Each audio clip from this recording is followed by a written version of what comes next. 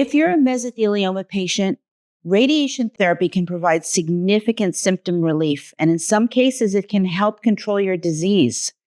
But like all cancer treatments, radiation comes with side effects. The specific effect you might experience depends on where the radiation is delivered, what dose is given, and how long the treatment lasts.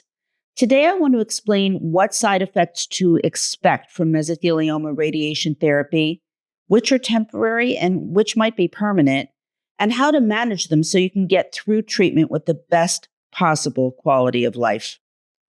I'm Terri Oppenheimer. I've been writing about mesothelioma and asbestos for the website mesothelioma.net for over a decade. I'm not a physician, and this is not medical advice.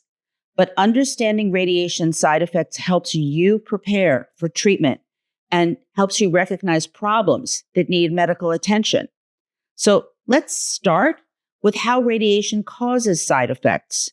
Radiation damages the DNA in cells, and when it's applied to cancer cells, it kills them.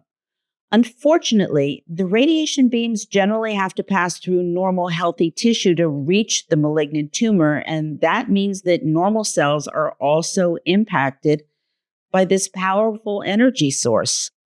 Rapidly dividing cells like skin cells, cells lining the digestive tract, and blood-forming cells are most sensitive to radiation damage, while slowly dividing cells like those in muscle and bone are less affected.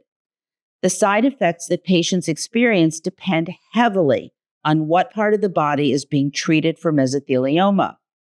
Radiation is most frequently directed at the chest for pleural disease, or occasionally at the abdomen for peritoneal disease. But let's talk about chest radiation first, since that's most common. Fatigue is pretty much universal with radiation therapy. You might feel fine during the first week or two, but the exhaustion typically builds as treatment continues, and by the third or fourth week, most patients definitely feel the difference. This isn't just feeling sleepy. It's being so profoundly tired that normal activities feel overwhelming. The fatigue from radiation therapy tends to keep getting worse for a week or two after the treatment ends, then gradually improves over the following weeks to months. Most patients feel much better within a month or two after finishing treatment, but for some, the feeling lingers for several months. Now, before I go on, I'm going to take a break and ask you to do me a quick favor. If you find these videos helpful, please hit the like and subscribe buttons below. It makes it easier for other people who need this information to find us. Also, if you have questions or there's a topic you'd like to see addressed in a future video, send me a note in the comments section. And make sure you watch until the end, because I'm going to give you valuable information on where to find resources that will make a real difference for you. Now, getting back to the side effects from radiation therapy, skin reactions in the treatment area are pretty common. The skin where radiation enters and exits your body becomes irritated. It's really similar to having a sunburn, but it gets progressively worse. Early in the course of your treatment, you might notice the skin becoming pink or red. But as treatment continues, the skin can become darker, dry, itchy, or tender. In some cases, the skin can blister or peel, though this has become less common with modern radiation techniques. Still, these types of skin reactions typically appear in the second or third week of treatment, and they get worse through the end of treatment. They usually heal within 2 to 4 weeks after radiation ends, but some darkening or changes in skin texture might be permanent.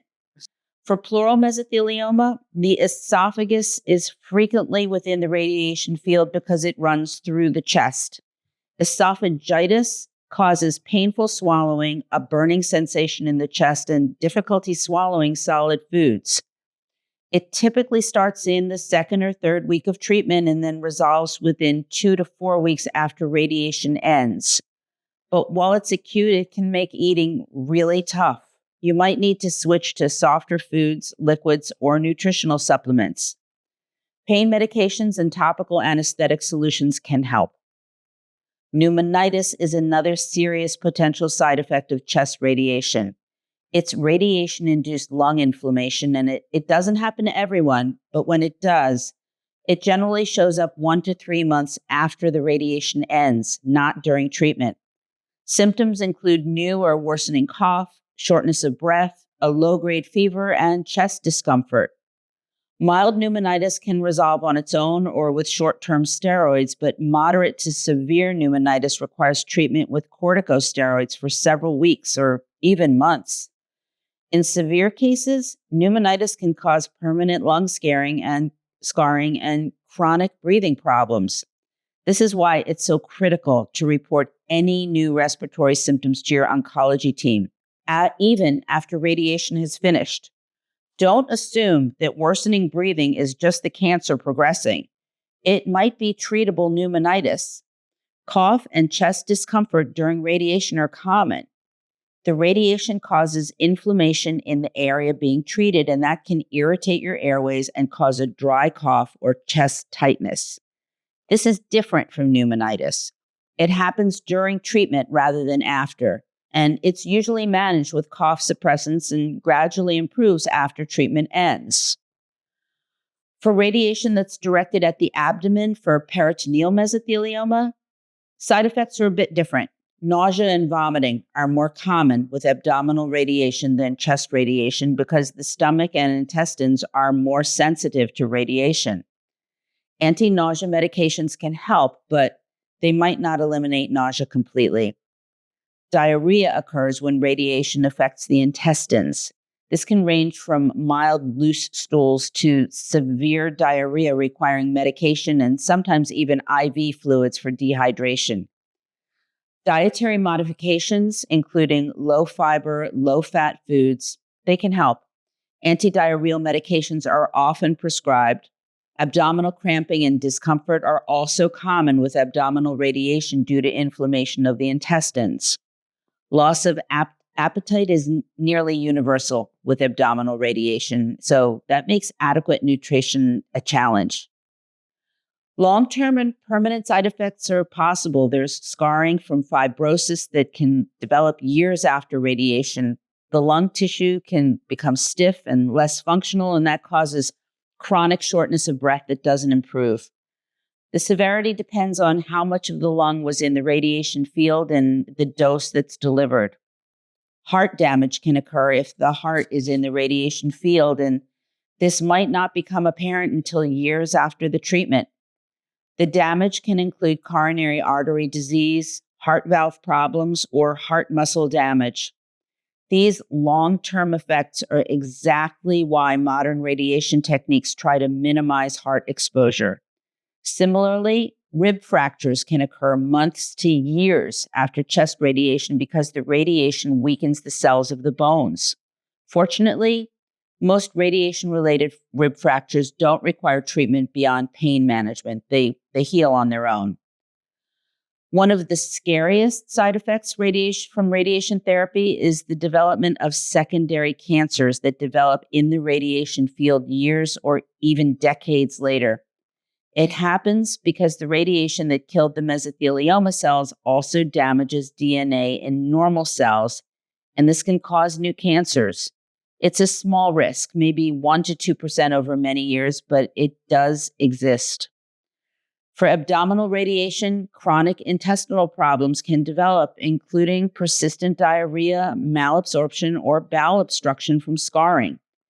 These can require ongoing management or even surgery in severe cases.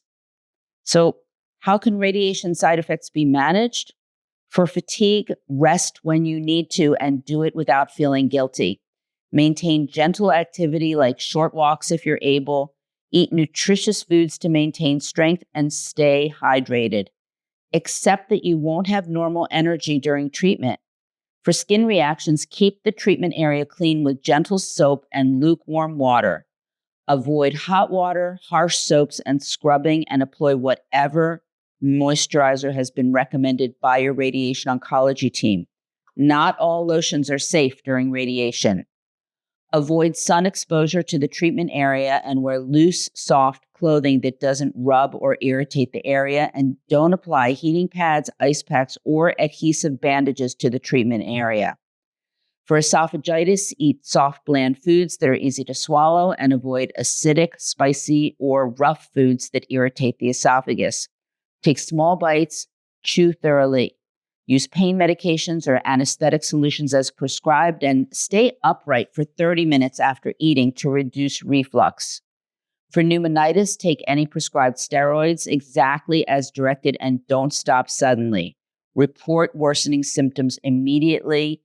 Use supplemental oxygen if it's been prescribed, and avoid getting sick. Stay away from sick people and get all recommended vaccines.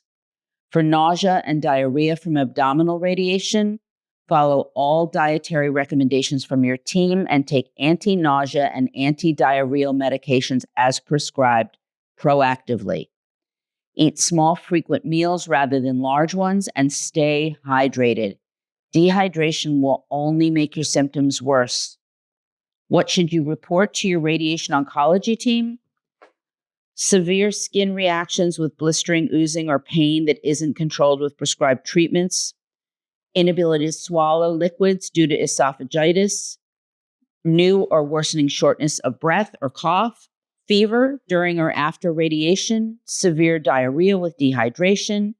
Uncontrolled pain anywhere. Significant weight loss from the inability to eat.